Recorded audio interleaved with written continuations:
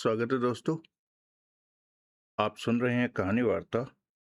मैं हूं आप सबका दोस्त विक्रम। शुरू करने जा रहे हैं एक नई कहानी। अपहरण। जैसा कि आप जानते ही हैं, ये कहानी का सही नाम नहीं है। सही नाम आपको कहानी के अंत में बताया जाएगा। और ये एक तरह का की पहेली भी है। उससे पहले यदि आप खुद बूझ सकें तो बताइएगा, मजा आएगा। एक बार फिर से कि आपकी जानकारी में लाना चाह रहा हूं कि जो लोग हमें देखते हैं, मुझे कहानी वार्ता देखते हैं, सुनते हैं, अभी तक भी करीब-करीब 40% लोगों ने सब्सक्राइब नहीं किया है। तो यदि आपको मेरा कंटेंट पसंद आ रहा है, आप सब्सक्राइब का बटन दबा देंगे तो मुझे बहुत खुशी होगी। वीडियो को लाइक भी करिए, कमेंट में अपने विचार भी बताइए। और एक बात,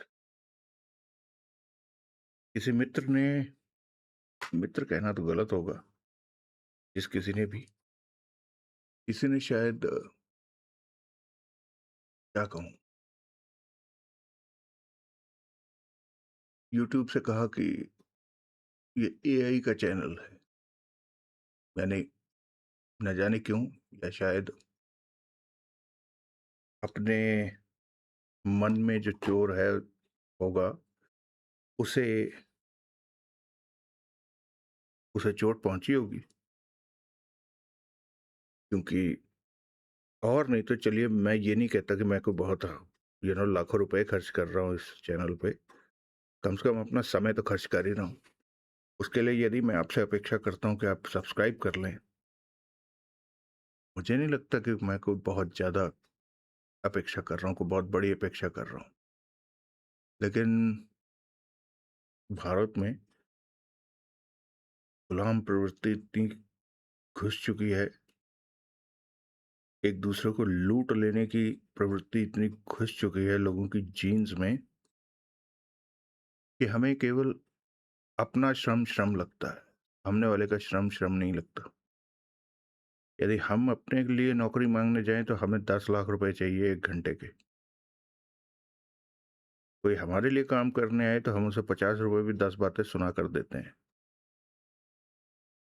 और ये हमारी उन गुलाम जीन्स का दोष है इसमें, कि हम सामने वाले के एफर्ट्स को रिस्पेक्ट नहीं करते।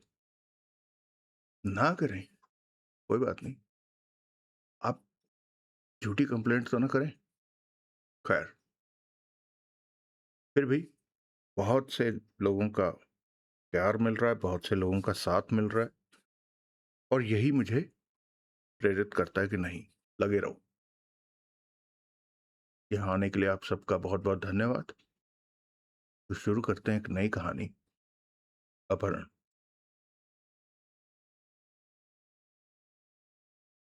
कार तेजी से दौड़ी जा रही थी।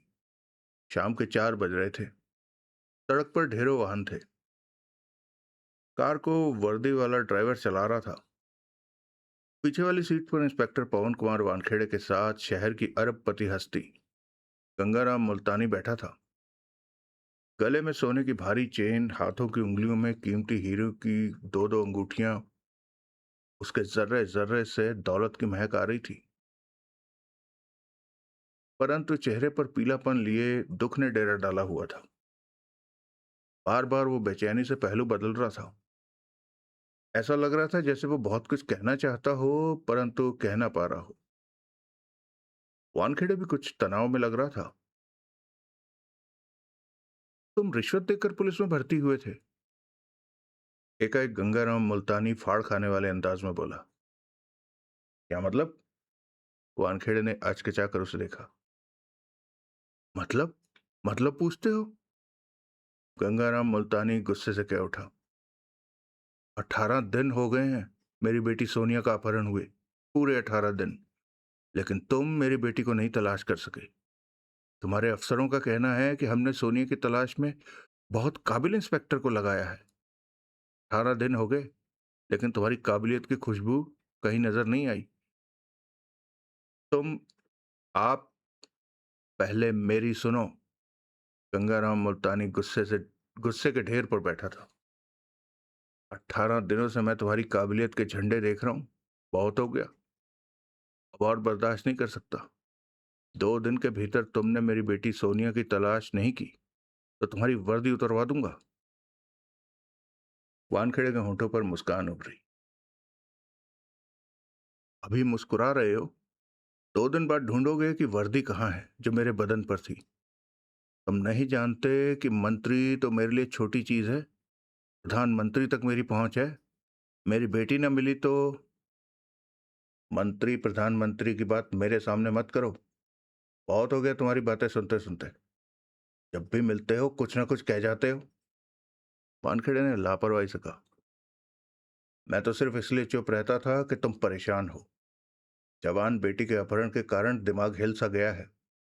लेकिन अब तुम्हारी बातों को और बर्दाश्त नहीं करूंगा। ये सब और नहीं चलेगा। तमीज से बात करो।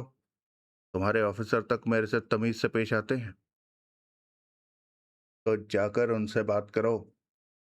वानखेड़े की आवाज में तीखापन आ गया।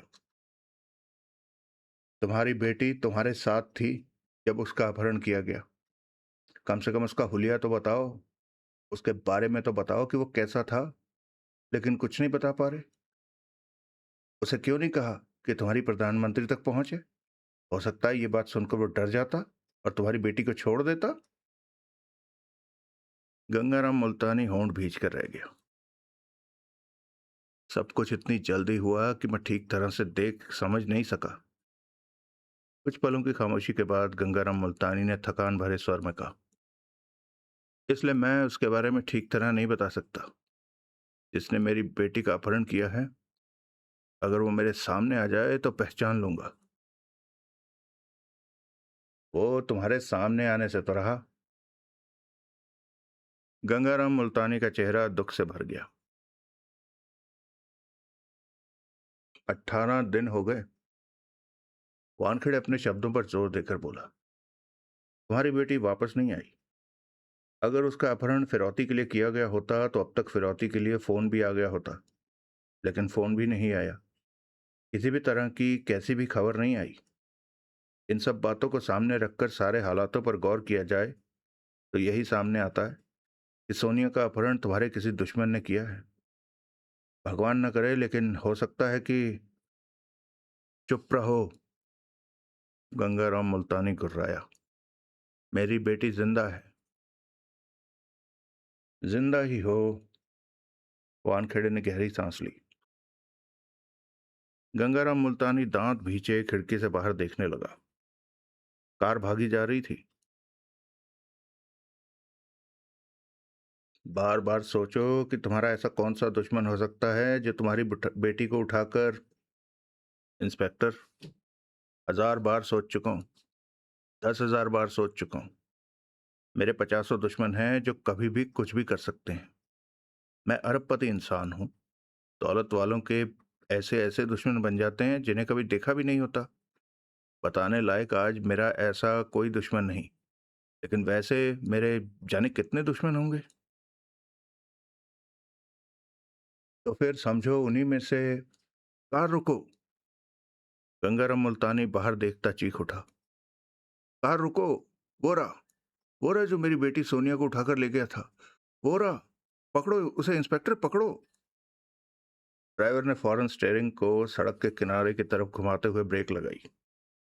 पीछे से आती कार से एक्सीडेंट होते होते बचा। कार रुकते ही वानखेड़े और गंगाराम मुल्तानी बाहर निकले। वानखेड़े ने पूछा, कहाँ है? किसकी बात कर रहे हो? मैंने उसे देखा था। उधर। उस तरफ। वो रहा। नीली कमीज जो किसी से बात कर। वानखेड़े ने गंगाराम मुल्तानी के आगे के शब्दों पर ध्यान ही नहीं दिया। वो नीली कमीज वाला उसे नजर आ गया था जो किसी से बात कर रहा था। सड़क के किनारे फुटपाथ के पार मार्केट थी। लोग आ जा रहे थे। उसी भीड़ में वो मौजूद था। वानखेड़े भागा। उसे सिर्फ वो नीली कमीज वाला नजर आ रहा था। उस वक्त उसे उसके सिवाय और कुछ भी नजर नहीं आ रहा था। दौड़ते दौड़ते उसका हाथ पैंट की जेब में पड़े सर्विस रिवॉल्वर पर जा पहुंचा था।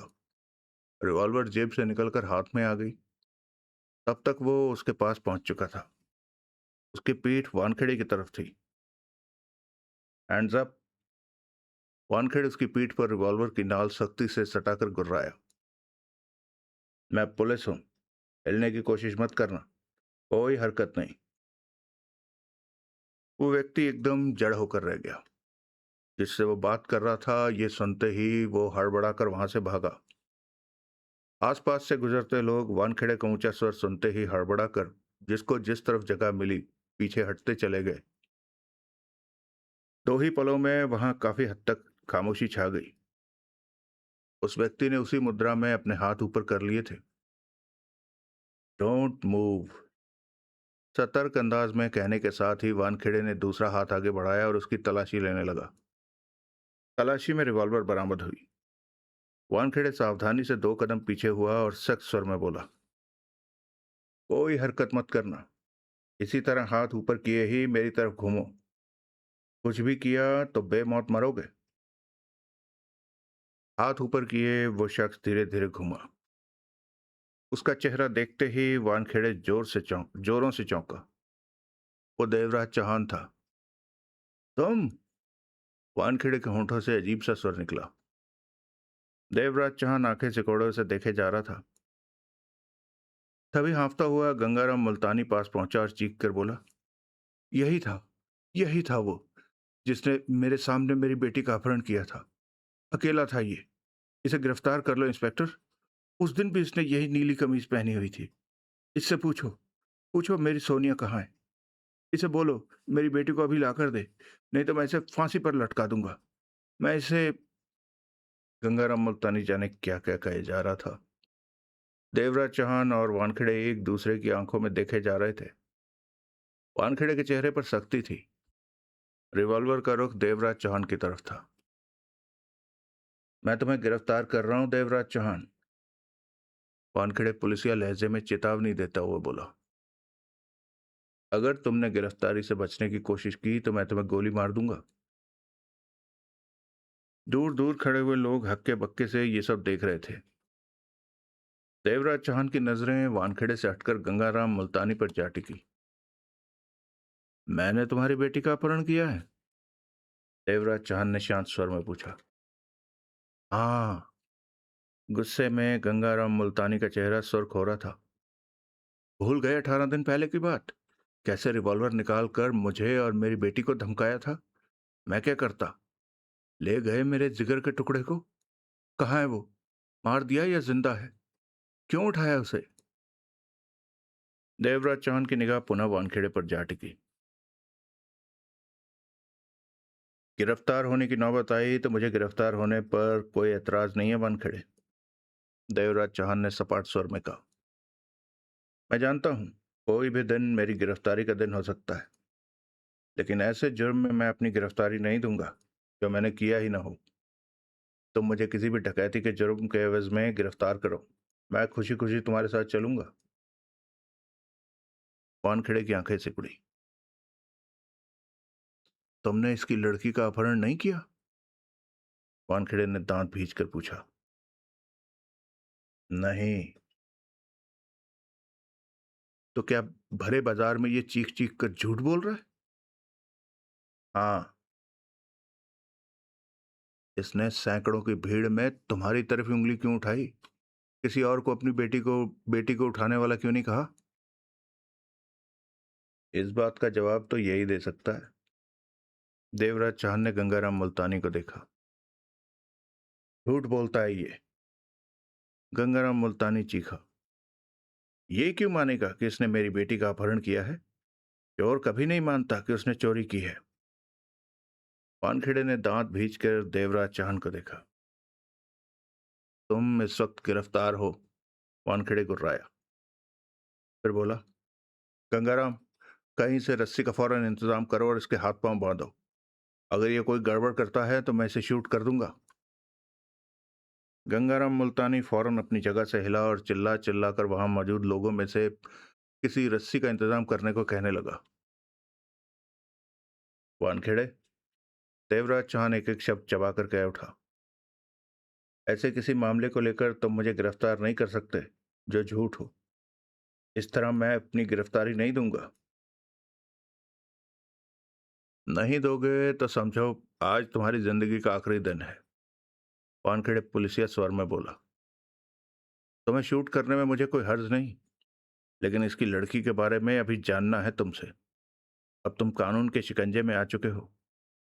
कोई भी गलत हरकत करके देखो, फिर मालूम होगा जब एक के बाद एक करके 6 गोलियां जिस्म में धंसती हैं तो कैसा महसूस होता है। देवराज चौहान के दांत भिज गए। गंगाराम मुल्तानी रस्सी का इंतजाम कर लाया। इसे कहो हाथ नीचे करे, मैं इसके हाथ बांधूंगा, गंगाराम मुल्तानी ने हाँफते हुए कहा। वानखेड़े ने मुंह खोला कुछ कहने के लिए, तो मुंह खुला का खुला ही रह गया। कमर पर डंडा मारने वाले अंदाज में रिवॉल्वर आ लगी। वानखेड़े अचकचाया। उसने पलटना चाहा। ऐसे ही अच्छे लगते हो, घूमो मत, जगमोहन ने कठोर स्वर में कहा। समझदार हो तुम तो वानखेड़े, लेकिन इस बार समझदारी नहीं दिखा सके। कोई शिकायत है तो आराम से बात करते। तुम तो खुली सड़क पर ही बही खाता खोलकर बैठ गए। हमें अपने यहाँ बिठाते या तुम हमारे यहाँ बैठते, आराम से बात करते। वानखेड़े के दांत भिज गए, आंखें सिकुड़ गई। नजरें देवराज चौहान पर थी। देवराज चौहान शांत भाव से वानखेड़े को देखे जा रहा था। इंस्पेक्टर, गंगाराम मुल्तानी हालातों से अनजान बदहवास सा चीखा। इसे कहो हाथ नीचे करे, पीछे करे, मैंने हाथों को बांधना है, मैंने अपनी बेटी सोनिया इससे वापस लेनी है। जगमोहन ने रिवॉल्वर की नाल का दबाव वानखेड़े की कमर में बढ़ाया। मैं तुम्हारे दोनों हाथों में मौजूद दोनों रिवॉल्वर लेने के लिए हाथ आगे बढ़ा रहा हूं। जगमोहन का खतरनाक स्वर उसके कानों में पड़ा। शराफत का इस्तेमाल करते हुए अपनी उंगलियां ढीली कर देना। सख्ते किसी हालत में खड़े लोग ये सब देख रहे थे। जगमोहन ने पीछे से हाथ बढ़ाया। देवराज चौहान वाली रिवॉल्वर उसके हाथ से ले ली और फुर्ती के साथ उस रिवॉल्वर को देवराज चौहान की तरफ उछाल दिया। देवराज चौहान ने रिवॉल्वर पकड़ ली। वानखेड़े के होंठ भिजे हुए थे। गुस्से से वो सुलगता नजर आ रहा था। जगमोहन की रिवॉल्वर उसकी कमर से लगी हुई थी। वो जानता था कि ऐसे में किसी बात पर ऐतराज उठाना खतरनाक था। जगमोहन ने उसके हाथ से दूसरी रिवॉल्वर भी ले ली। देवराज चौहान ने रिवॉल्वर जेब में डाली और पास खड़े गंगाराम मुल्तानी को देखा। हाथ पीछे करो, वो रस्सी दिखाता हुआ बोला। मैं तुम्हारे हाथ बांधूंगा। देवराज चौहान ने उसके हाथ से रस्सी लेकर एक तरफ फेंकी और उसकी कलाई थाम ली। चलो। देवराज चौहान का स्वर शांत था। मेरी बेटी सोनिया के पास ले जा रहे हो मुझे? गंगाराम मुल्तानी जल्दी से कह उठा। देवराज चौहान ने उसे घूरा, फिर कलाई पकड़े उसके लिए आगे बढ़ते हुए जगमोहन से बोला, इसे मैं अपनी कार पर ले जा रहा हूं, तुम वानखेड़े के साथ पीछे आओ। कहने के साथ ही देवराज चौहान गंगाराम मुल्तानी के साथ बाईं तरफ बढ़ गया। लोग समझ नहीं पा रहे थे कि हो क्या रहा है। पैदल हो या किसी हवाई घोड़े पर सवार हो? जगमोहन ने तीखे स्वर में वानखेड़े से पूछा। कार है, गंगाराम मुल्तानी की। वानखेड़े दांत भींच कर कह उठा। तो इसका नाम गंगाराम मुल्तानी है? चल, कहाँ है कार?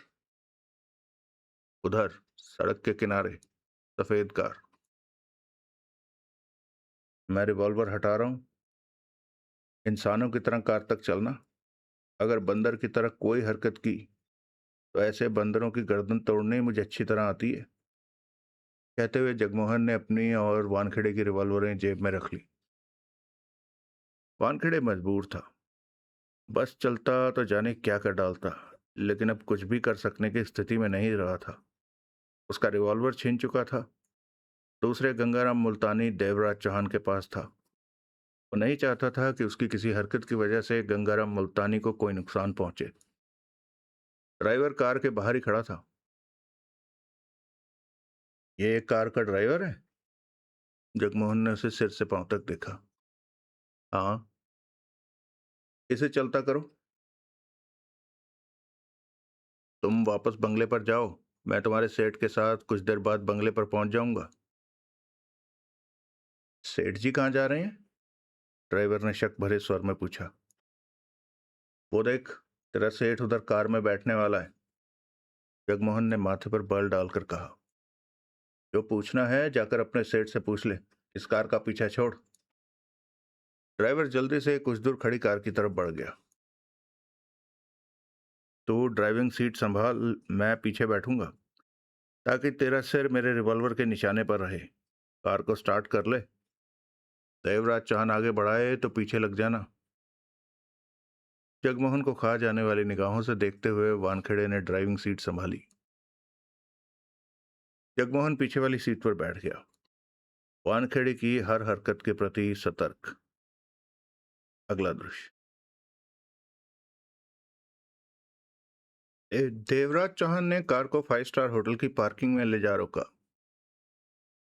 मेरी बेटी यहाँ है? गंगाराम मुल्तानी कह उठा। देवराज चौहान ने कुछ नहीं कहा और इंजन बंद किया। पीछे पीछे दूसरी कार भी आ गई, उनके पास ही आकर रुकी। चारों बाहर निकले।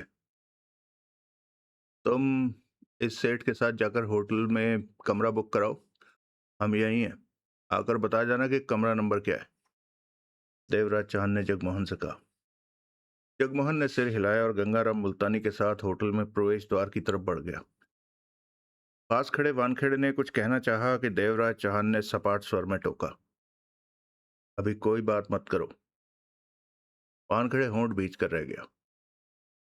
10 मिनट बाद जगमोहन आकर बता गया कि कौन सा नंबर कमरा बुक किया गया है। ये क्या हो रहा है?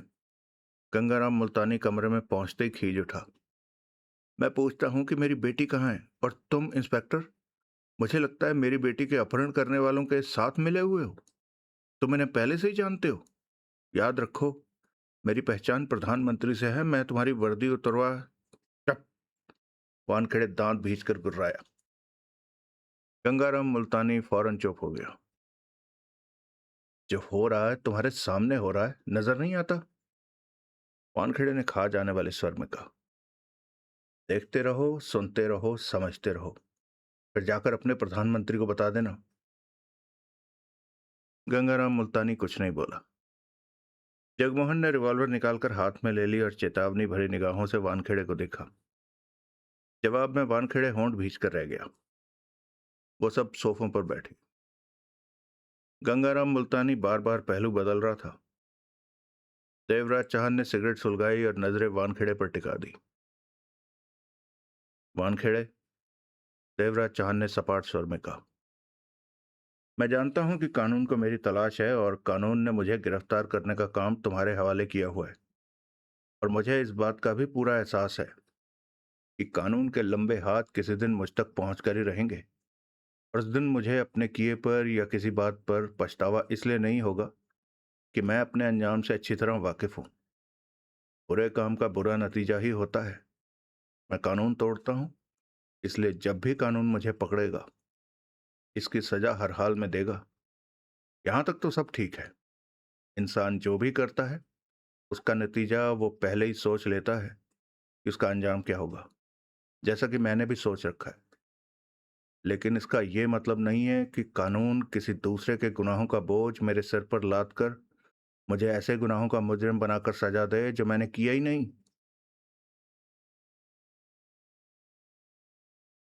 वानखेड़े होंठ भींचे देवराज चौहान को देखे जा रहा था। रिवॉल्वर लिए बैठा जगमोहन सावधान था कि वानखेड़े कोई हरकत न कर बैठे। गंगाराम मुल्तानी कुछ ना समझने वाले अंदाज में व्याकुलता से सबके चेहरों पर बार बार नजरें मार रहा था। उसे तो किसी बात से कुछ भी लेना देना नहीं था। वो तो बस अपनी बेटी सोनिया की वापसी चाहता था। तुम कहना चाहते हो कि ये? वानखेड़े ने गंगाराम मुल्तानी की तरफ इशारा किया। झूठ बोल रहा है? हाँ। अगर ये झूठ बोल रहा है तो तुम क्यों परवाह करते हो? वानखेड़े ने तीखे स्वर में कहा। जाओ और मौज करो। कानून की तरह तुम्हें इतनी परवाह कब से होने लगी कि तुम अपनी सफाई देने पर आ गए? वानखेड़ देवराज चौहान के होंठों पर मुस्कान उभरी। गलत बात मत कहो वानखेड़े। कानून की मुझे हमेशा परवाह रही है। इसी परवाह के तहत मैंने कभी किसी बेगुनाह को नहीं मारा। किसी शरीफ इंसान ने मेरे हाथों खता नहीं खाई। किसी भले आदमी को मैंने नहीं सताया। मेरा शिकार हमेशा वही इंसान बना है जो कानून का दुश्मन है, या फिर जो अपने लालच की खातिर मेरी जान लेना चाहता था। इस बात से तुम भी अच्छी तरह वाकिफ हो, क्योंकि मेरी फाइल को मेरे कारनामों के दम पर तुम ही मोटी करते रहे हो। देवराज चौहान का स्वर गंभीर हो गया। रही बात मेरी सफाई देने की, तो उसकी वजह सिर्फ ये है कि कहीं गलती से तुम मेरे खाते में ऐसा कोई जुर्म न दर्ज कर दो जो मैंने नहीं किया, जैसे कि इसकी बेटी का अपहरण। झूठ बोलता है, या तुमसे डरकर झूठ बोल रहा है इंस्पेक्टर? गंगाराम मुल्तानी भड़क उठा। मेरी आंखों के सामने इसने मेरी बेटी को उठाया और अब शराफत का ढोल पीट रहा है। वो वक्त भूल गया जब अपनी लाल लाल आंखें दिखाता हुआ रिवॉल्वर मेरी छाती पर रख दी और खामोश हो। वानखेड़े ने सख्त स्वर में टोकना चाहा। क्यों? मैं तो चुप। वानखेड़े फिर गुर्राया। गंगाराम मुल्तानी के दांत पर दांत जम गए। तुम सिर्फ चीख चिल्ला सकते हो, बात करके किसी नतीजे पर नहीं पहुंच सकते। वानखेड़े अपने गुस्से पर काबू पाता हुआ बोला, मुझे बात करने दो। तुम इसे पहले से जानते हो? गंगाराम मुल्तानी ने पूछा। हाँ, ये पुराना अपराधी है। कई बार मेरे हाथों में आते आते बचा है। तो अब गिरफ्तार कर लो, तुम्हारे सामने खड़ा। इस वक्त इसे इसलिए गिरफ्तार नहीं किया जा सकता कि इनके पास हथियार है, मेरे पास कुछ भी नहीं। मैंने गिरफ्तार करने की कोशिश की तो ये हम दोनों को गोली मार देंगे। ठीक है, समझ गया।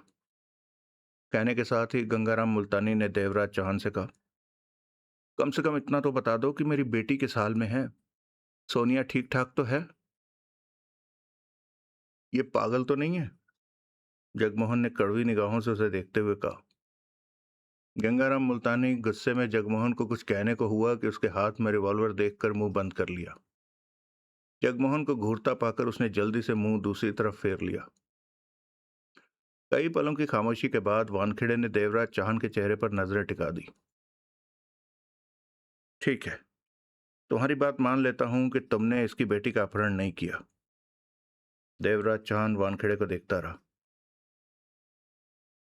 लेकिन इसकी बात क्यों ना मानूं, जो ये कह रहा है कि तुम इसकी आंखों के सामने इसकी छाती पर रिवॉल्वर रखकर कार में इसके साथ बैठी इसकी बेटी को ले उड़े। हाँ हाँ, यही हुआ था।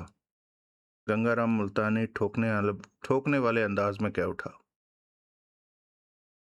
ये झूठ बोलता है। देवराज चौहान का स्वर शांत था। मैंने अपनी जिंदगी में इसे आज पहली बार देखा है। लेकिन मैंने तुम्हें दूसरी बार देखा है। गंगाराम मुल्तानी गुस्से से चीखा। पहली बार तब देखा था जब तुमने मेरी बेटी का अपहरण किया। दूसरी बार अब। उस दिन भी तुमने यही कमीज पहनी हुई थी। इतना बड़ा सफेद झूठ बोलते हुए तुम्हें भगवान से डर नहीं लगता? इंस्पेक्टर, अब मुझे लगता है कि इसने मेरी बेटी को किसी तरह का नुकसान पहुंचा दिया है, तभी ये नहीं मान रहा कि। देवराज चौहान, वानखेड़े गंभीर स्वर में बोला, पिछले 18 दिनों से ये पागलों की तरह अपनी बेटी को तलाश कर रहा है। इसकी बेटी को पाने के लिए पुलिस ने जाने कितने कितनों से सख्ती से पूछताछ की है, जाने कितनी जगह छापे मारे, परंतु हम उसे नहीं ढूंढ पाए। इसकी हैसियत अरबों की है।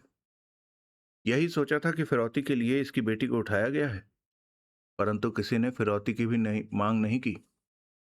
जवान बेटी के साथ ऐसा हादसा हो जाने की वजह से ये परेशान है। तुम इसकी हालत समझ ही सकते हो। ऐसे में ये किसी गलत व्यक्ति के तरफ इशारा क्यों करेगा कि इसने मेरी बेटी का अपहरण किया है, जबकि इस बात से अच्छी तरह वाकिफ है कि गलत इंसान के फेरे में पड़कर पुलिस की तलाश भी गलत हो जाएगी और देर सवेर में इसकी बेटी ने मिलना भी हुआ तो नहीं मिलेगी। इन सब बातों को मद्देनजर रखते हुए तुम कैसे कह सकते हो कि वो गलत कह रहा है? यूं ही किसी की तरफ उंगली उठाकर इसे कोई फायदा मिलेगा तो तुम ही कह दो। तुमने बताया कि तुमने इसे आज पहली बार देखा है। ऐसे में तुम ये भी नहीं कह सकते कि ये तुमसे कोई पुरानी दुश्मनी निकाल रहा है। सोचों में डूबे देवराज चौहान ने कश लेकर सिगरेट टेबल पर पड़ी एस्ट्रे में मस ली। बात तो सही है वानखेड़े की। जगमोहन गहरी सांस लेकर कह उठा। वानखेड़े की बात सही है, लेकिन इसकी नहीं। मैंने इसकी बेटी को नहीं उठाया। देवराज चौहान ने शांत स्वर में कहा। ऐसा है तो साबित करो। वानखेड़े ने उसकी आंखों में झांका। नहीं साबित कर सके तो मजबूरन मुझे तुम्हारी फाइल में गंगाराम मुल्तानी की रिपोर्ट पर यह दर्ज करना पड़ेगा कि इसकी बेटी का अपहरण तुमने किया। परंतु तुमने फिरौती की कोई मांग नहीं रखी, जिससे कि यह आशा की जा रही है कि गंगाराम मुल्तानी की बेटी सोनिया शायद जिंदा ना हो। देवराज चौहान के चेहरे पर सख्ती उभरी। वानखेड़े, जगमोहन के माथे पर बल पड़े। अगर तुम्हारे ये इरादे हैं तो तुम दोनों भी इस कमरे में मरोगे। यही कसर बाकी है, पुलिस वाले की जान लेना। वो भी पूरी कर लो। वानखेड़े ने जगमोहन को घूरा।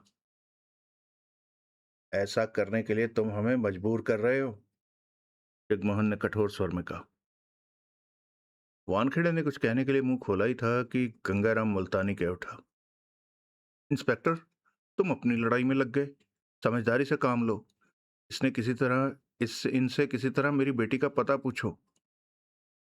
वानखेड़े ने देवराज चौहान को देखा। देवराज चौहान के चेहरे पर सोच और गंभीरता के भाव थे। जगमोहन, देवराज चौहान बोला, इन हालातों में वानखेड़े की जगह तुम होते तो क्या करते? जगमोहन ने होंठ भींच लिए। देवराज चौहान ने जगमोहन को देखा। जवाब दो। वानखेड़े की तरह मैं भी यही सोचता कि हमने अपहरण किया है, लेकिन अब बात से पीछे हट रहे हैं, मान नहीं रहे। जगमोहन ने धीमे स्वर में कहा। मैं भी यही कहना चाहता था कि वानखेड़े अपनी जगह ठीक है। कहते हुए देवराज चौहान की निगाह गंगाराम मुल्तानी की तरफ उठी। और इसे मेरे बारे में बहुत बड़ी गलतफहमी हो रही है। पागल नहीं हूं मैं, गंगाराम मुल्तानी ने दांत पीसे। अरबों रुपया कमाया है फुटपाथ से उठकर। यूं ही नहीं कमा लिया। अगर मुझसे गलतियां होने लगे तो मेरी दौलत का पूरा जहाज घंटे भर में डूब जाएगा। जवाब में देवराज चौहान मुस्कुराया। वानखेड़े, खुद को सच साबित करने का मेरे पास एक ही रास्ता है कि कहीं से भी, कैसे भी हो, मैं इसकी बेटी सोनिया को वापस ला कर दूं। वो तो तुम्हारे पास ही है, गंगाराम मुल्तानी कुड़कर बोला। चुप रहो। वानखेड़े ने सख्त निगाहों से गंगाराम मुल्तानी को देखा। इसकी बेटी की कोई तस्वीर होगी? जगमोहन ने पूछा। ये रही मेरे पर्स में। कहने के साथ ही गंगाराम मुल्तानी ने पर्स खोलकर तस्वीर आगे कर दी। ने पर्स निकालकर खोला और आगे कर दिया। जगमोहन ने आगे बढ़कर पर्स लिया। उसमें लगी खूबसूरत युवती की छोटी सी तस्वीर देखी। फिर देवराज चौहान को तस्वीर दिखाने के बाद पर्स वापस रख लिया। अब तुम बताओ। देवराज चौहान ने वानखेड़े को देखा। इसकी बेटी को कहां से कैसे उठाया गया, क्या क्या हुआ था, सब कुछ बताओ। ये अपनी बेटी के साथ कार में जा रहा था कि एक मोड़ पर ड्राइवर को कार रोकनी पड़ी। सड़क कम चौड़ी थी। आगे एक कार आड़ी आड़ी तिरछी खड़ी थी। इनके कार रोकते ही उस कार से रिवॉल्वर के साथ तुम निकले, गंगाराम मुल्तानी कह उठा। उसके बाद जो भी हुआ हम हमसे अच्छी तरह तुम जानते हो। इस साले को चुप करा दे वानखेड़े, जगमोहन गुर्राया। नहीं तो वो हाल करूंगा कि। सोनिया के अपहरण के बारे में वानखेड़े और गंगाराम मुल्तानी से जो जाना जा सकता था जाना गया। अपहरण करने वाले के हुलिया के बारे में गंगाराम मुल्तानी यही कहता रहा कि तुम ही हो। अब ये सब ड्रामा क्यों कर रहे हो समझ में नहीं आता। उसके इन शब्दों पर जगमोहन कई बार भड़का। तब बातें समाप्त हुई तो वानखेड़े बोला, तुम कैसे मालूम करोगे कि सोनिया का अपहरण करने वाला कौन था? मतलब कि तुम इस बात पर विश्वास करते हो कि अपहरण करने वाला मैं नहीं था? देवराज चौहान मुस्कुराया। मैंने ये तो नहीं कहा, लेकिन तुम्हारे शब्द इसी तरफ इशारा कर रहे हैं। शब्दों की तरफ ज्यादा ध्यान मत दिया करो। वानखेड़े मुस्कुराया। गंगाराम मुल्तानी के माथे पर बल डालकर गंगाराम मुल्तानी माथे पर बल डालकर वानखेड़े से बोला, तुम मुझे रिश्वत लेने वाले पुलिस वाले ही लगते हो। क्या? वानखेड़े हचकचाया। और नहीं तो क्या, तुम अपराधियों से हंस हंस कर बातें कर रहे हो, वो भी मेरे सामने। कुछ देर पहले ही तुमने इसके पैकेट में से सिगरेट निकाल कर सुलगाई। तुम्हारे रंग ढंग मुझे ठीक नहीं लग रहे। बहुत जल्दी पहचान लिया। वानखेड़े कड़वे स्वर में कह उठा। जल्दी समझ जाओगे, तुम्हारे बारे में मुझे प्रधानमंत्री से बात करनी पड़ेगी। वो धमकी भरे में स्वर में बोला। भाड़ में जाओ। क्या? मैंने कहा है तुम भाड़ में जाओ, किसी से भी बात करो। मेरा नाम याद है? अच्छी तरह याद है। अब तुम भूलने वाली चीज नहीं हो। देवराज चांद और जगमोहन उठ खड़े हुए। कहाँ जा रहे हो? वानखेड़े के होंठों से निकला। यहां बैठे रहने का हमारा कोई इरादा नहीं है, जगमोहन ने कहा। लेकिन कल इसी वक्त इस होटल में यहीं मिलना, देवराज चौहान ने कहा। इस वक्त तुम जो पूछना चाहते हो उसका जवाब कल ही मिल सकता है, इसलिए सवाल भी कल ही करना। देखते ही देखते देवराज चौहान और जगमोहन बाहर निकल गए। ये तो चले गए, गंगाराम मुल्तानी के होंठों से निकला। तो क्या अभी और बिठाए रखने का इरादा था? जानते हो वो कौन था? नीली कमीज वाला? कौन था वो? वो देवराज चौहान है। देवराज चौहान? डकैती मास्टर देवराज चौहान, जो। समझा समझा, ये वो था, वो देवराज चौहान। गंगाराम मुल्तानी हक्का बक्का रह गया। हाँ, वो। इतने खतरनाक आदमी ने मेरी बेटी का अपहरण। चुप रहो, ये बात दोबारा मत कहना। मैं। क्यों? दोबारा क्यों ना कहूं? उसने मेरी बेटी। देवराज चौहान ने तुम्हारी बेटी का अपहरण नहीं किया, समझे मुल्तानी साहब? क्या? क्या कहा तुमने? देवराज चौहान ने मेरी बेटी का अपहरण नहीं किया? अब तो मैं पक्के तौर पर कह सकता हूं कि तुम रिश्वत लेने वाले पुलिस वाले हो। लेकिन ये समझ नहीं आता कि इतनी जल्दी रिश्वत का लेन देन हुआ कब? कहीं ऐसा तो नहीं कि वो रात को तुम्हारे घर नोटों का ब्रीफकेस? वानखेड़े ने खा जाने वाली निगाहों से गंगाराम मुल्तानी को देखा। गंगाराम मुल्तानी एक गंभीर और चिंता में डूबा नजर आने लगा। इंस्पेक्टर, तुमने बताया कि वह देवराज चौहान है। सुन रखा है, अखबारों में पढ़ रखा है कि वो खतरनाक। देवराज चौहान खतरनाक होकर भी खतरनाक नहीं है, वानखेड़े ने गंभीर स्वर में कहा। कानून तोड़कर वो डकैतियां करता है, और सिर्फ वही लोग उसके हाथों मरते हैं जो गुंडे बदमाश हैं या पूरी तरह से गलत होते हैं। देवराज चौहान का लेखा जोखा है मेरे पास। उसने आज तक किसी शरीफ या निर्दोष को नहीं मारा। खैर, जो भी हो, लेकिन मैंने इसे अपनी बेटी को उठाते हुए देखा। तुम्हें धोखा हुआ है। सोनिया का अपहरण करने वाला कोई और होगा। पहचानने में गलती। मुझे कोई गलती नहीं हुई, वो तेज स्वर में बोला। देवराज चौहान काम करने के बाद झूठ नहीं बोलता कि उसने नहीं किया। वानखेड़े एक एक शब्द पर जोर देकर कह उठा। वो नहीं कहता है तो नहीं समझो। तुम्हें ही पहचानने में गलतफहमी हुई है। गंगाराम मुल्तानी के चेहरे पर गुस्सा था। तुम्हारा मतलब कि वो डकैती डालने वाला सच्चा है और मैं झूठा हो गया हूं? हाँ, क्योंकि उसे मैं पुराना जानता हूं, और तुम्हारे साथ मेरी पहचान ताजी ताजी। मैं प्रधानमंत्री से बात करना करना मैं भी साथ चलूंगा। प्रधानमंत्री न हो गए, कुर्सी लेकर बैठा ना ही हो गया कि जब चाहे गए और बात हो गई। प्रधानमंत्री की कभी शक्ल देखी है? अब देख लेंगे। मेरी बेटी नहीं मिल रही, प्रधानमंत्री से तो मिलना ही पड़ेगा। लेकिन मुझे ये समझ नहीं आ रहा कि देवराज चांद जैसे इंसान को तुमने इस मामले में क्यों घसीटा। अगर तुम्हें विश्वास था कि उसने मेरी बेटी का अपहरण नहीं किया तो फिर उसे। दरअसल मुल्तानी साहब, वानखेड़े ने गंभीर स्वर में कहा, मैं पुलिस वाला हूं। पुलिस वालों के सोर्स सीमित होते हैं। अंडरवर्ल्ड की पूरी खबरें हमारे पास कभी भी नहीं पहुंचती, बेशक हम कितनी भी खुदाई कर लें। लेकिन अंडरवर्ल्ड से वास्ता रखते लोग हर खबर को खोद कर निकाल लाते हैं। मेरे ख्याल में देवराज चौहान मालूम कर लेगा कि आपकी बेटी को किसने उठाया, जो हम नहीं मालूम कर सके। सुनो इंस्पेक्टर, देवराज चौहान को देखकर तुम्हारा दिमाग खराब हो गया है, जो तुम मेरी बात पर विश्वास करने को तैयार नहीं।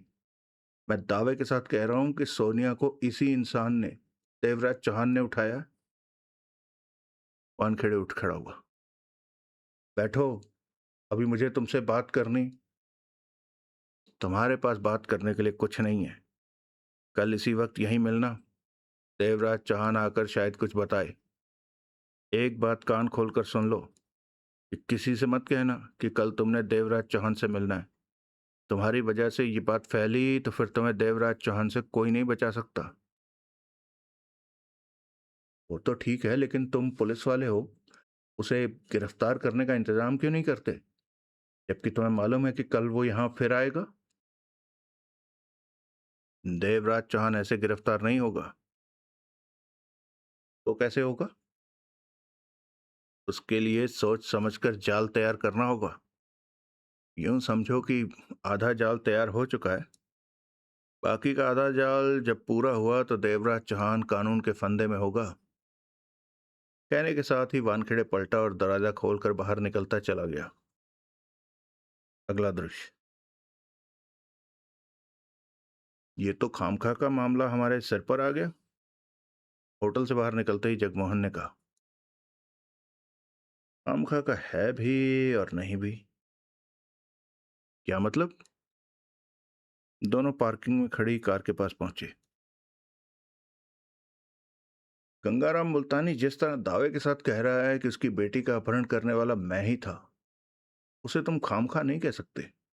बेशक उसे गलतफहमी हुई है, लेकिन उसकी और कानून की गलतफहमी दूर करना जरूरी है। नहीं तो सोनिया का अपहरण मेरे सिर पर लगा दिया जाएगा। हो सकता है किसी वजह से अपहरण करने वाले ने सोनिया की हत्या कर दी हो, तो वो हत्या भी मेरे सिर पर, जो कि बहुत गलत बात होगी। इसके लिए जरूरी है कि मैं साबित करूं कि इस काम में मेरा हाथ नहीं है। अजीब मुसीबत है। जगमोहन गहरी सांस लेकर कह उठा। देवराज चौहान कार में बैठते बैठते छिटका। सोनिया का अपहरण कहाँ हुआ, कैसे हुआ, ये सब कुछ तुम सुन चुके हो। हालांकि 18 दिन बीत चुके हैं इस बात को, फिर भी कोशिश करो कि कोई काम की बात हाथ लगे। काफी दिन बीत चुके हैं, जगमोहन ने सोच भरे स्वर में कहा। फिर भी कोशिश करके देखता हूं। तुम कार ले जाओ, मैं टैक्सी ले लूंगा। जगमोहन ने कुछ नहीं कहा, कार में बैठा और स्टार्ट करके कार आगे बढ़ा दी। देवराज चौहान होटल के टैक्सी स्टैंड की तरफ बढ़ गया। शाम के 5:30 बज रहे थे। अगला दृश्य। शाम तो क्या, रात भी बीत गई। अगले दिन का भोर का उजाला फैलने लगा था जब जगमोहन बंगले पर वापस लौटा।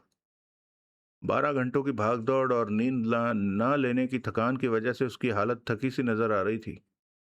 आंखें नींद से भरी हुई थी। कपड़े अस्त व्यस्त हुए पड़े थे। वो ये सोचकर बंगले में पहुंचा था कि जाते ही नींद लेने के लिए बेड पर ढेर हो जाएगा, परंतु कार के इंजन की आवाज सुनकर देवराज चौहान की आंख खुल गई। उसकी थकी हालत देखकर देवराज चौहान के होंठ सिकुड़े। कहाँ रहे रात भर? सोनिया के अपहरण के बारे में मालूम करता रहा। मतलब कि कुछ मालूम हुआ? देवराज चौहान ने उसकी आंखों में झांका। हाँ, इत्तेफाक से मालूम हो गया। महादेव मिल गया था। महादेव? कैसी हालत है उसकी? डॉक्टरों ने तो उसे कह रखा है कि वो बचेगा नहीं, उसकी बीमारी ही ऐसी है। हाँ, उसका शरीर जर्जर हो चुका है, सूख कर तीली हुआ पड़ा है। काम करने के लायक तो वो रहा नहीं, और बीमारी का खर्च उठाने के लायक भी नहीं है। जगमोहन ने अफसोस भरी गहरी सांस ली। और तो कुछ नहीं कर सकता था उसके लिए। एक कार की सीट के नीचे वाले बॉक्स में से लाख रुपए निकाल कर उसे दे दिया कि इलाज के साथ साथ थोड़ा सा वक्त आराम से गुजर जाए। देवराज चौहान ने हौले से सिर हिलाया। महादेव ने बताया कि आजकल धनराज माना हुआ फिरौतीबाज बनता जा रहा है। धन्ना सेठों की औलादों को उठाकर उनके घर वालों से भारी भारी रकमें वसूलता है। पुलिस को उसकी खबर है भी और नहीं भी। वो अक्सर अकेले ही अपने शिकार का अपहरण करता है और गंगाराम मुल्तानी का कहना है कि उसकी बेटी का अपहरण करने वाला भी अकेला इंसान था। देवराज चौहान की नजरें जगमोहन पर टिकी रही। महादेव को धनराज का पता नहीं मालूम था, लेकिन उसने एक बार एंड रेस्टोरेंट का पता दिया जहां धनराज अक्सर देखा जाता है। उस जगह का मालिक कोई वरदान नाम का व्यक्ति है। मैं वहां गया था, तब 11 बज रहे थे। धनराज के बारे में मैंने पूछताछ की तो मालूम हुआ वो कई दिनों से नहीं आया, जबकि वो उस बार में अक्सर आता था। धनराज वहां कितने दिन से नहीं आया? जब मैंने धीरे धीरे इस बारे में पूछताछ की तो हिसाब लगाने से यही नतीजा सामने आया कि 15-20 दिन से उसे किसी ने नहीं देखा। मतलब कि हम ये आसानी से सोच सकते हैं कि 18 दिन पहले उसने सोनिया का अपहरण किया और वो उसी दिन से गायब है। कहते हुए जगमोहन ठिठका। देवराज चौहान की आंखें सिकुड़ चुकी थी। मैंने धनराज के घर का पता मालूम करने की चेष्टा की है, वो कहाँ रहता है, लेकिन इस कोशिश में सफल नहीं हो सका। धनराज का हुलिया पूछते पूछते एक ऐसे आदमी से टकरा गया जिसका कहना था कि उसके पास धनराज की तस्वीर है। तस्वीर का सौदा उसने 10,000 में किया। शायद उसे एहसास हो गया था कि मुझे तस्वीर की ज्यादा जरूरत है। तस्वीर कहीं दूर पड़ी थी जिसे लाने में उसने 2 घंटे लगा दिए। फिर मैं वो तस्वीर लेकर महादेव के पास गया तो तस्वीर देखकर महादेव ने कहा कि वो इसी धनराज की बात कर रहा था। जगमोहन के खामोश होने पर देवराज चौहान ने सिगरेट सुलगाई। लेकिन ये पक्के तौर पर तो नहीं कही जा सकती ना कि धनराज ने ही सोनिया का अपहरण। मेरे ख्याल में कही जा सकती है। कैसे? गंगाराम मुल्तानी का कहना था कि उसकी बेटी का अपहरण तुमने किया। तस्वीर की सामने रखकर तस्वीर को सामने रखकर मैंने सोचा कि गंगाराम ने ऐसा क्यों कहा। जगमोहन गंभीर स्वर में बोला, दरअसल उसके चेहरे में 15-20% तुम्हारा चेहरा झलकता है। गंगाराम मुल्तानी अपहरण के वक्त हद से ज्यादा घबरा गया होगा। उसका आधा दिमाग तो वहीं ठप पड़ गया होगा। हड़बड़ी में चंद पलों के लिए उसने धनराज को का जो चेहरा देखा, उसे लगा कि वो तुम ही थे। कहने के साथ ही जगमोहन ने जेब से छोटी सी तस्वीर निकाली और देवराज चौहान को थमा दी। देवराज चौहान ने तस्वीर देखी। तस्वीर में जो चेहरा था वो उससे नहीं मिलता था, परंतु तस्वीर वाले चेहरे से उसकी शक्ल की परछाइयां अवश्य टकरा रही थी। अब देवराज चौहान की समझ में आया कि गंगाराम मुल्तानी इतने दावे के साथ उसकी तरफ क्यों उंगली उठा रहा है। तुम्हारी कोशिशें कामयाब रही। देवराज चौहान के होंठों पर मुस्कान उभरी। अब क्या करोगे? कुछ खास नहीं। 1-2 दिन खराब होंगे। धनराज को तलाश करना होगा। धनराज के पास से सोनिया को वापस लाकर गंगाराम के हवाले करना होगा। अगर सोनिया सलामत नहीं है तो धनराज को गंगाराम के सामने खड़ा करना होगा, ताकि वह पहचान ले कि उसकी बेटी को उठा ले जाने वाला धनराज है, मैं नहीं। मतलब कि अब मैं तगड़ी और लंबी नींद ले सकता हूँ। जगमोहन उठते हुए बोला, हाँ, धनराज को मैं आसानी से तलाश कर लूंगा। देवराज चौहान की निगाह अभी भी तस्वीर पर थी। अगला दृश्य। ये था वो आदमी जिसने तुम्हारी बेटी का अपहरण किया। देवराज चौहान ने गंगाराम मुल्तानी के सामने धनराज की तस्वीर रखी। ध्यान से देखो, अच्छी तरह पहचान लो। कल तुम खामखा मुझ पर उंगली उठा रहे थे। अब ये मत कहना कि मैंने तुम्हारी बेटी का अपहरण किया है। गंगाराम मुल्तानी ने जल्दी से हाथ बढ़ाकर तस्वीर ली। देखा। हाँ, हाँ, हाँ, यही था कमीना। इसने मेरी बेटी। कहते कहते गंगाराम मुल्तानी ठिठका। चेहरे पर शक के भाव उभरे, फिर उलझन आई। इस दौरान उसने कई बार तस्वीर से निगाहें उठाकर देवराज चौहान को भी देखा। फिर तस्वीर को टेबल पर रखते हुए कड़वे स्वर में कह उठा, तुम मुझे बेवकूफ समझते हो? यूं ही तस्वीर आगे कर दी किसी की और कहने लगे, इसने सोनिया को उठाया। मैंने तुम्हें कल भी कहा था कि मैं पागल नहीं हूं। मुझे धोखा देना इतना आसान नहीं है। मुझे समझ नहीं आता कि तुम मेरी बेटी को वापस क्यों नहीं करना चाहते। देख मेरे भाई, देवराज चौहान भाई, खत्म करो मामले को। किसी बात को इतना लंबा नहीं खींचते। नक्की करो, बोलो, क्या दूं? लाखों की तो तुम बात करोगे नहीं, क्योंकि मेरी हैसियत जानकर ही तुमने मेरी बेटी को उठाया है। करोड़ से शुरू करते हैं। देवराज चांद के होंठ भिज गए। 1 करोड़ ठीक रहेगा? देवराज चौहान ने गर्दन घुमाकर सख्त निगाहों से दूसरी तरफ बैठे वानखेड़े को देखा। तय बात के मुताबिक वो उसी होटल के कमरे में 2 मिनट पहले ही मिले थे। देवराज चौहान जब पहुंचा तो गंगाराम मुल्तानी वहां वानखेड़े के साथ पहले से ही मौजूद था। वानखेड़े टेबल से तस्वीर उठाकर देखने लगा। 2 करोड़? देवराज चौहान ने सिगरेट सुलगा ली। 3 करोड़? गंगाराम मुल्तानी खींच कर बोला। अब मैं ही बोलता रहूंगा या तुम भी बोलोगे? मैंने नकद रकम तैयार रखी हुई है। तुम बोलो तो सही, कितना चाहते हो? कम ज्यादा हुआ तो आपस में बैठकर तय कर लेंगे। शुरुआत तो करो। देवराज चौहान ने हाथ बढ़ाकर वानखेड़े के हाथ से तस्वीर ली और कमीज की जेब में रख ली। मैंने तो सोचा था कि यह तस्वीर देखकर पहचान जाएगा कि मेरा इस मामले से कोई वास्ता नहीं रहेगा, लेकिन अब लगता है कि अपहरण करने वाले को ढूंढना ही पड़ेगा। देवराज चौहान ने सपाट स्वर में कहा। वानखेड़े ने कुछ कहने के लिए मुंह खोला कि गंगाराम मुल्तानी कह उठा, इंस्पेक्टर, मालूम है ये ड्रामा क्यों कर रहा है? अपना भाव बढ़ाने के लिए ड्रामा कर रहा है। इसे समझाओ कि जब पार्टी नोट देने को तैयार है तो ड्रामे की क्या जरूरत है। रकम ले और मेरी बेटी को वापस कर दे। फिर उसकी नजरें देवराज चौहान पर जा टिकी। मेरी बेटी तो ठीक है ना? उसे कुछ हुआ तो नहीं? मेरे पास होती तो ठीक होती, देवराज चौहान ने उखड़े स्वर में कहा। वो कैसी है इसलिए नहीं बता सकता कि मुझे नहीं मालूम कि उठाने वाला उसे कहाँ ले गया है और उसके साथ क्या हुआ है।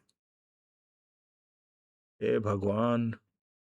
गंगाराम मुल्तानी ने दुख भरी सांस लेकर आंखें बंद कर ली। ये नहीं मानेगा। देवराज चौहान और वानखेड़े की आंखें मिली।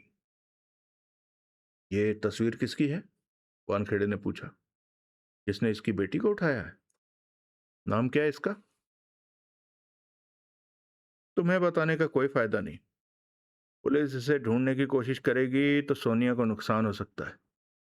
अब इसे ढूंढने का काम मुझे ही करने दो, देवराज चौहान ने गंभीर स्वर में कहा। याद रखना कि मैं इस मामले में सिर्फ इसलिए दखल दे रहा हूं कि यह साबित कर सकूं कि इसकी बेटी के अपहरण से मेरा कोई वास्ता नहीं, और ऐसा कोई काम करने के लिए मैंने नहीं कहा। मालूम है, लेकिन जब तुम इस इंसान तक पहुंचोगे तो इससे सोनिया के बारे में मालूम तो कर सकते हो। ये जुदा बात है और हालातों पर निर्भर करता है। देवराज चौहान उठ खड़ा हुआ।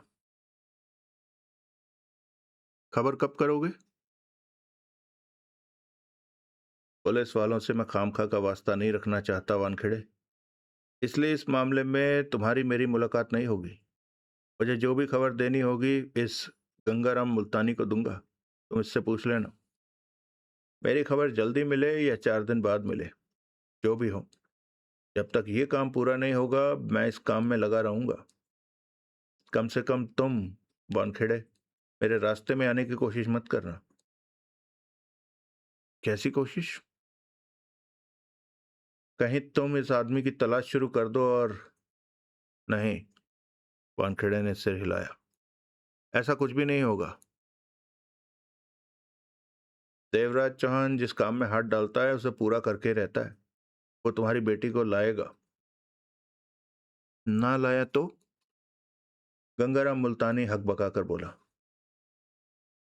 इंतजार करो और देखो क्या होता है, वानखेड़े ने माथे पर बल डालकर कहा और बाहर निकल गया। ये पुलिस वाला तो पागल लगता है। गंगाराम मुल्तानी गहरी सांस लेकर बड़बड़ा उठा। देवराज चौहान जैसे खतरनाक इंसान से वो काम ले रहा है जो उसे खुद करना चाहिए। समझ नहीं आता क्या होगा। क्या हुआ? देवराज चौहान को देखते ही जगमोहन ने पूछा।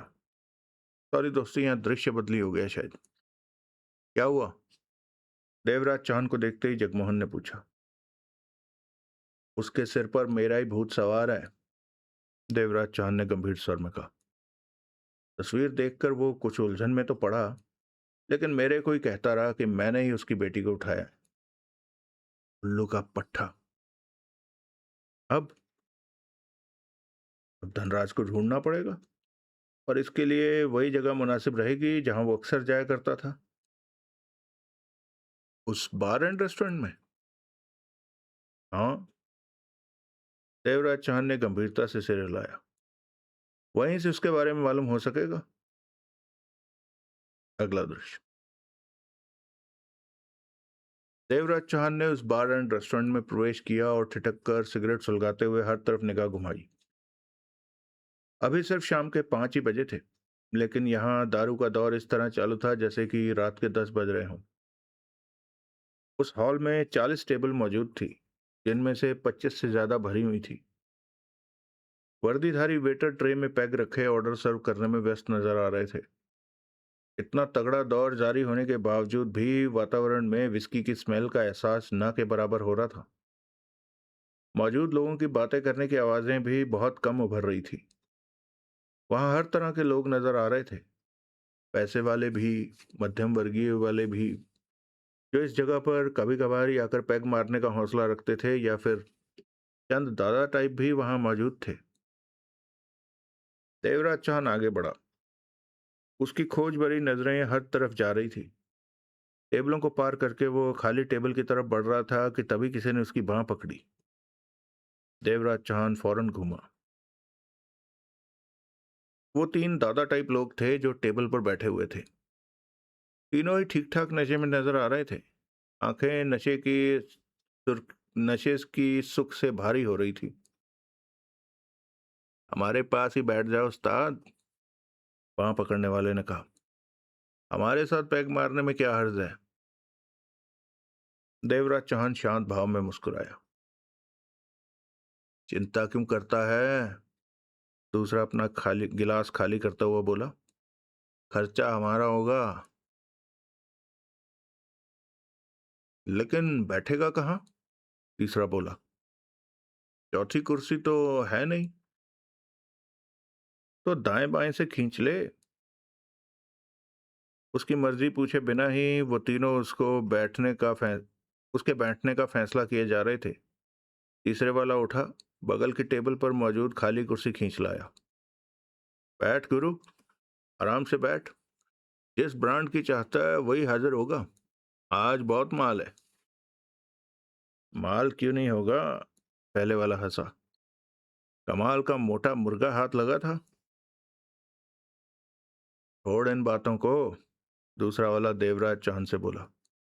क्या पिएगा? देख, मना मत करना, कभी कभी तो किसी को पिलाते हैं। बोल, शर्मा मत। तभी ऑर्डर लेने के लिए वेटर भी आ पहुंचा। देख, साला 2 मिनट बैठने भी नहीं देता, ऑर्डर लेने आ गया। पहले वाले ने वेटर को देखकर मुंह बनाया। क्यों बे, तेरी बीवी भाग गई थी, वापस आ गई? हाँ, वेटर ने फौरन सिर हिलाया। खाली खाली आई या पेट में बच्चा भी लेकर आई? दूसरे ने नशे में पूछा। खाली खाली। तेरी किस्मत ही खराब है, समझा? तेरी किस्मत में बाप बनना नहीं लिखा। पहले वाला झूम कर बोला। छोड़ इसे, दूसरे ने कहा, और वेटर को 4 डबल पैग लाने का ऑर्डर दिया। उसके बाद उनका ध्यान देवराज चौहान पर गया। नाम क्या है तेरा उस्ताद? सुरेंद्र पाल। तेरे को यहाँ पहले नहीं देखा। पहली बार आया हूँ। करता क्या है? कुछ नहीं, देवराज चौहान मुस्कुराया। खर्चा पानी निकल ही आता है। पहले वाला दूसरे के कान में फुसफुसाया, लेकिन आवाज ऊंची हो रही थी। अपनी बिरादरी का लगता है। दूसरे ने सहमति भरे ढंग से सिर हिलाया। हाँ। फिर देवराज चांद से बोला, कितनी पैदा कर लेता है? 20-30 हजार। ठीक है। कार रखी हुई है या यूं ही? कार की जब जरूरत होती है तो किसी भी पार्किंग से उठा लेता हूँ। सब अपनी है। देवराज चांद ने लापरवाही से कहा, खरीदने की क्या जरूरत है? बोलता तो ठीक है, समझदार है। तीसरे ने दांत फाड़ कर कहा। वेटर पैक सर्व कर गया। ले, मार। पहले वाला पैक देवराज चांद के सामने सरकाता हुआ बोला, हमारे नाम पे ऐश कर। देवराज चांद ने पैक उठाया, घूंट भरा। तुम लोग अक्सर यहाँ आते हो? देवराज चांद ने पूछा। हाँ, जब माल जेब में होता है तो यहीं आते हैं। कहने के साथ ही वो हंसा। राज को जानते हो? धनराज? कौन से धनराज की बात कर रहे हो? यहाँ दो धनराज आते हैं, साले दोनों ही हरामी हैं। देवराज चांद ने कमीज की जेब से तस्वीर निकाली और टेबल पर रख दी। मैं इस धनराज की बात कर रहा हूँ। वो तस्वीर 40 बरस के स्वस्थ व्यक्ति की थी। आंखों में क्रूरता और सख्ती थी। वो खाता पीता व्यक्ति जैसा लग रहा था। ये साला फिरौतीबाज, तीसरे के होंठों से निकला। देवराज चांद के होंठ सिकुड़े। ये तो एक नंबर का हरामी है, तुम इसके चक्कर में क्यों पड़ गए? उसने हंसकर कहा और घूंट भरा। क्या करता है ये? देवराज चांद ने शांत स्वर में पूछा। बोला तो, फिरौतीबाज है। तगड़े असामी का अपहरण करता है और उसे छोड़ने की एवज में मोटा माल पाता है। बहुत पैसा बनाया है इस हरामी ने इस धंधे से। 15 दिन पहले ही नई कार खरीदी है। और सुनने को मिला है कि पुरानी वाली बहुत सस्ते में बेच दी। ये हमारी तरह पार्किंग में खड़ी कार नहीं उठाता, अपनी कार चलाता है। छोड़ इसको, पैक खत्म कर, और मंगवाते हैं। देवराज चांद ने पैक उठाकर घूंट भरा। धनराज से कहाँ मिला जा सकता है? देवराज चांद ने पूछा।